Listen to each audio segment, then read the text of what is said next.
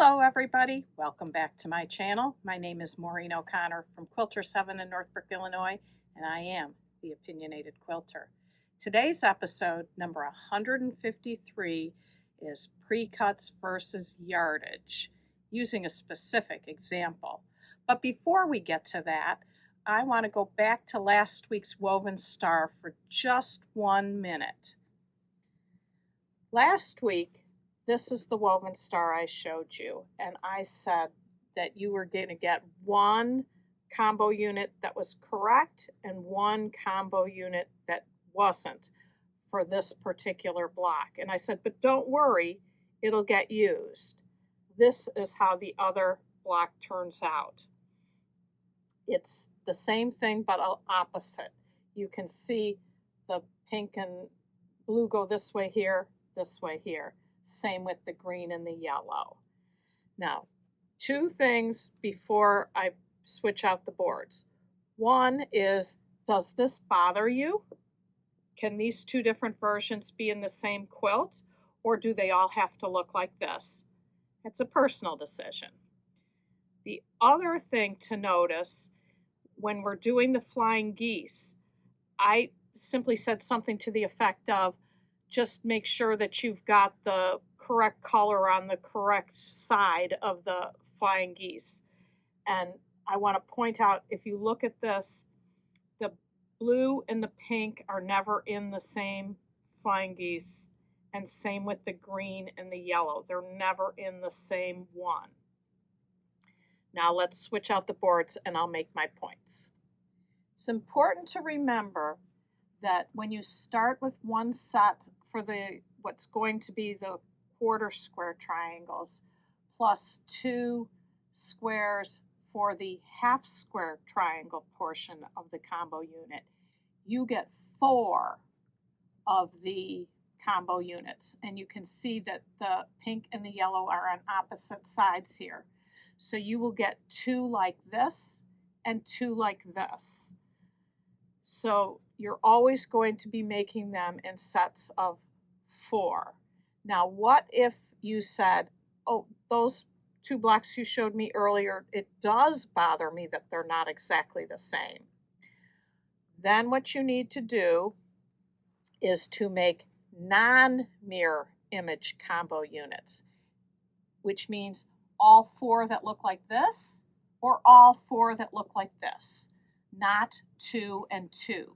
When it's 2 and 2, that's mirror image. When all 4 are the same, that's non-mirror image.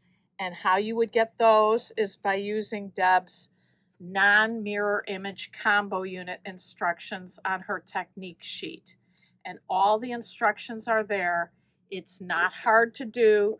You just follow the instructions. Then you can make all 4 blocks identical rather than the 2 different versions that I showed you on the last board. Now to the flying geese. I did the pink and the blue as my first 2 sets of squares on the big square.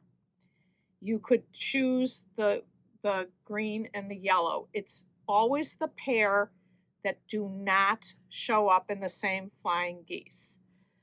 So if I do the pink and the blue first, I get one that looks like this and one that looks like this. Again, opposite sides.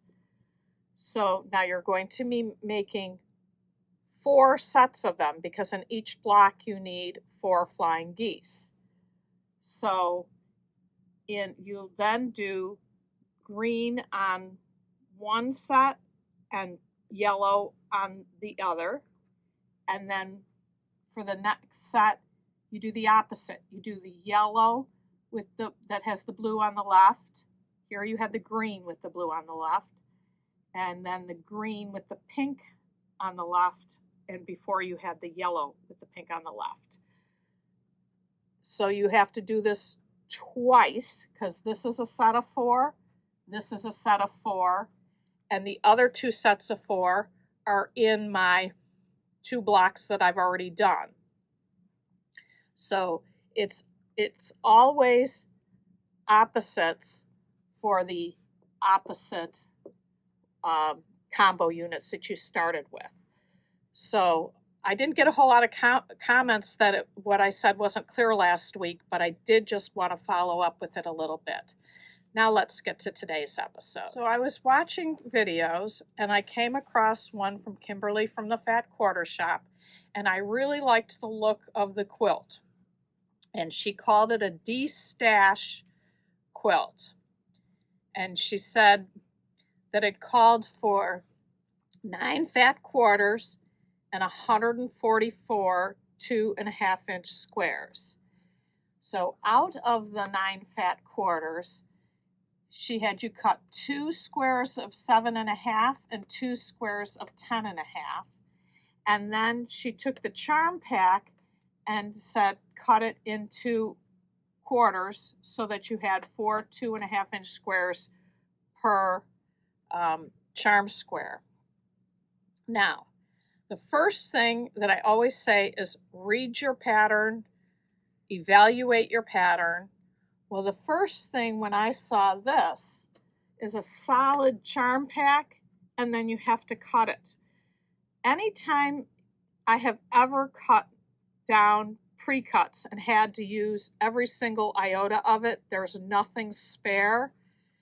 It's one of the hardest cuts to do, especially with those pinked edges. And I'm going to show you when we go down to the cutting mat how I go about doing that. But remember, pre-cuts are almost always a higher cost than yardage. The reason people justify buying pre-cuts is generally 2 reasons. One is that you get more fabric variety than you would if you bought the fabric off the bolt, and there's no need to cut. You can just get right to sewing. In this example, not only is there no variety, it's one single fabric, but you have to cut it down, and it's one of the most difficult cuts that there is. So let's go down to the board, to the cutting mat, I should say, and I will show you some examples. You can see here I have a 5-inch square that I now am going to need to cut into 4 2.5-inch squares. And what I do when I have to do this is I use 2 rulers, because if I use 1 ruler and I'm just slightly off and cut this so that I don't have 2.5 inches left, then I can't use that for the project. So I have to make sure when I cut this cut here that these are exactly equal and I have 2.5 inches on each side. So in this case, now you need to know your ruler, but I'm using the Creative Grids ruler, and to come from this side with a right-handed ruler, I need to have my 2.5-inch number upside down. So I look at my 2.5-inch mark here, I lay it on the left here, and I have straight edges here, so this is easier. If you've got the pinked edges, it's harder. So now I've got the 2.5-inch mark on this side, and you have to be really careful.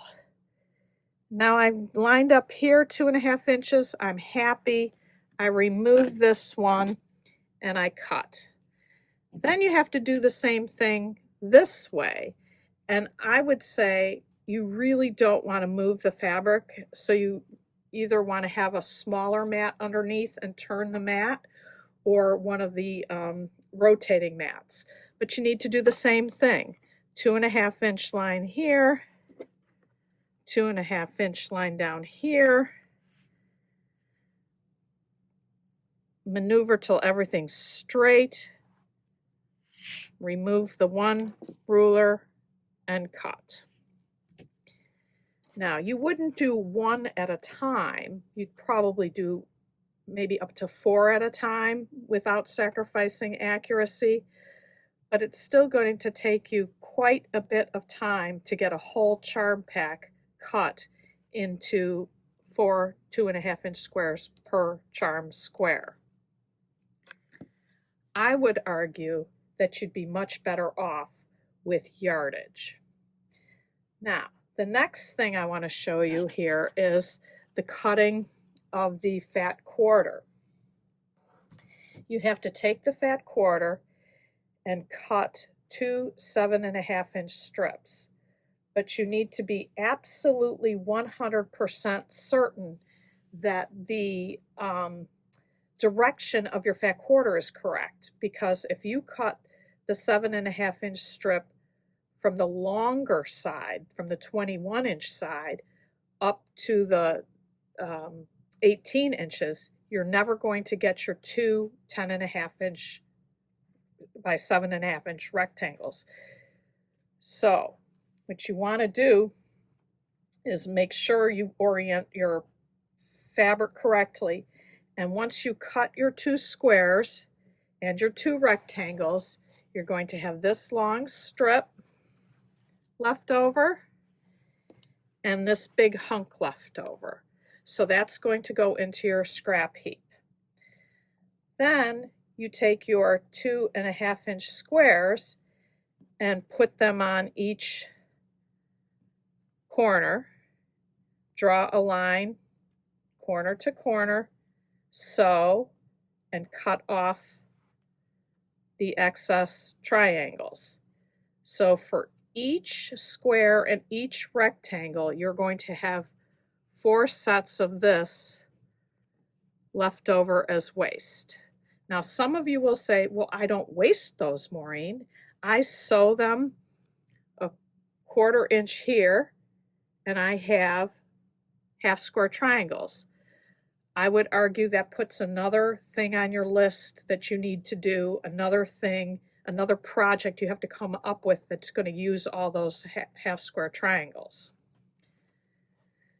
Now, I would argue that cutting from the bolt is a much better way to go, or cutting from your stash yardage is a much better way to go. I found this in my stash, and all I had to do was cut one 7.5-inch strip off of it. And from that strip, I could cut it's doubled over. So when you make one cut, you get two 10.5-inch rectangles, and then you get two 7.5-inch squares. This is what is wasted, much less than the other. Now, you'll say, but if you have to buy a 1/4 yard to get 7.5 inches, this is true. But this is a de-stash quilt. You're supposed to be using stuff from your stash.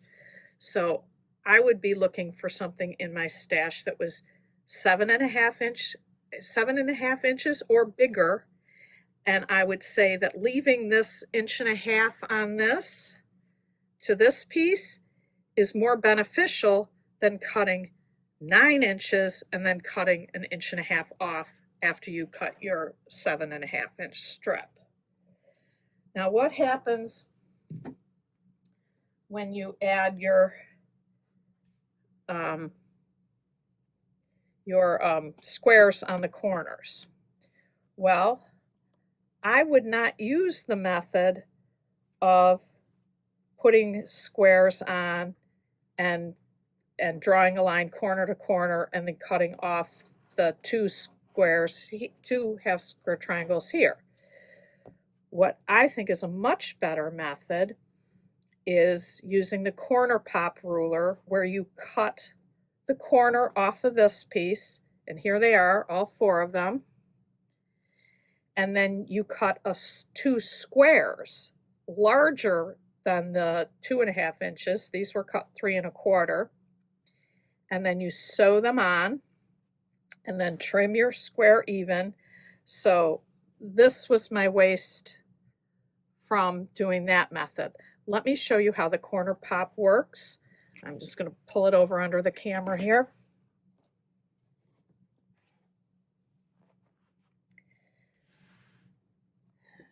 There are 3 different corner pop rulers.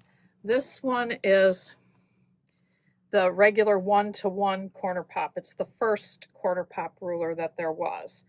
And the directions tell you what to use for your cut.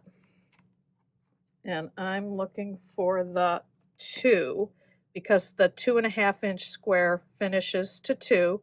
So I line my 2 line here and I cut that off.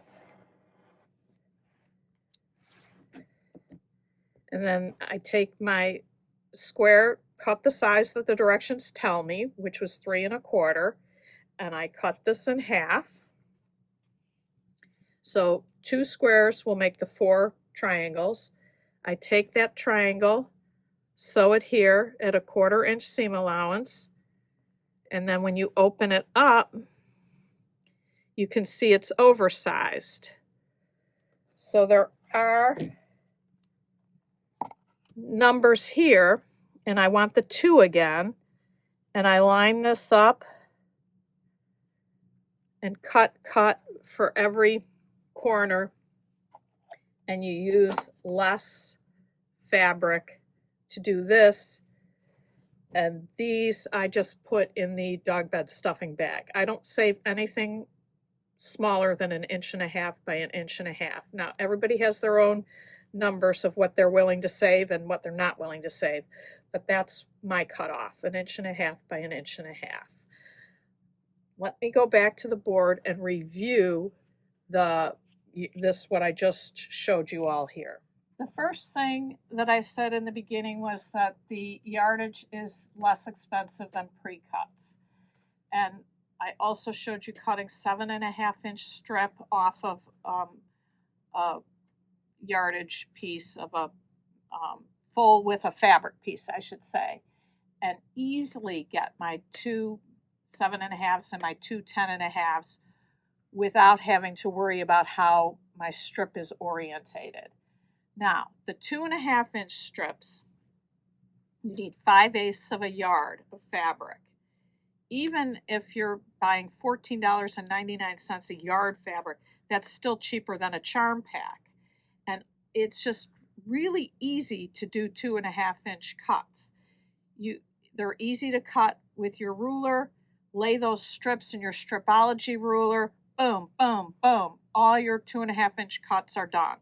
Now, I wouldn't do that because I like to do the oversized, and instead of getting those half square triangles as waist, I want to do the Deb Tucker corner pop method, and that eliminates half of the waist of the half square triangles. So I would cut strips at 3 1/4, and you only need half as many squares as you do for the 2.5-inch square pieces. You need half as much. Now, because you're cutting 3 1/4 instead of 2 1/2, it's a very minimal difference in what you cut. It's a few inches. But I would argue again that if you use these methods all the time, 3 inches here, 3 inches there. I've showed you the difference of the yardage in flying geese, doing the fast flying geese versus the rectangle and 2 squares. That can be easily a yard difference in a project. It consistently will save you fabric over time and have less waste going into your scrap bin. So even though it doesn't save you a ton of fabric, it certainly gives me less waste, and it doesn't give me an extra half square triangle project to have to come up with to use them. So that's the way I would do the D-Stash quilt from Kimberly at the Fat Quarter Shop. And again, I really liked the quilt. In fact, I think I might go through my stash and look for different pieces of 7.5 by 7.5 or 7.5 by 10.5 and not even repeat a single one. See if I could do that and make a really interesting quilt. So like I said, I really do like the quilt. It's the construction that I argue with. So that's the episode. Let's get to the winner of the giveaway. The winner of Batiks again is Judy Sovereign. JUDYSOVEREIGN.